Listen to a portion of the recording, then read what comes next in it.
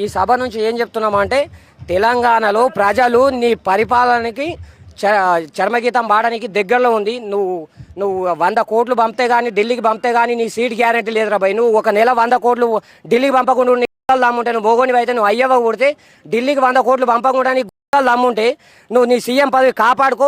నీ సీఎం పదవి కాపాడేటనా భయ్. నువ్వు నీ క్యాబినెట్ మినిస్టర్స్ నీకు ఎప్పుడు లాగేదమ్మా, ఎప్పుడు సీట్ మీద కూర్చుందామా అని ఉంటుంది. నీ సో ఎడిపోయింది, నీ కథ ఎడిపోయిందిరా భయ్. నువ్వు ఇంత పెద్ద గొప్ప నాయకుని తిట్టే నీకుందా రా భయ్? నీకు వాల్యూ నీకుందా? అది నువ్వు తెలంగాణ తెచ్చిన జాతిపితకు నువ్వు తిడతా అంటే ఏమనుకుంటున్నావు? తెలంగాణ ఉన్న ప్రజలు ఏమన్నా నిద్రపోతారనుకుంటున్నావు? బిడ్డ ఈరోజు ఒక సంవత్సరం తర్వాత సార్ బయటకు వస్తేనే ఈ విధంగా తెలంగాణలో ఉన్న 4 మూలల నుంచి ప్రజలు ఉవ్వెత్తున వస్తున్నారు.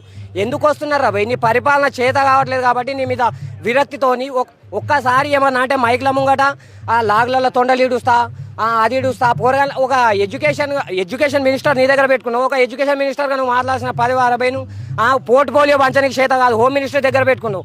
హోమ్ మినిస్టర్ దగ్గర పెట్టుకొని నువ్వు ఏం పరిపాలన చేస్తున్నావు భయ్?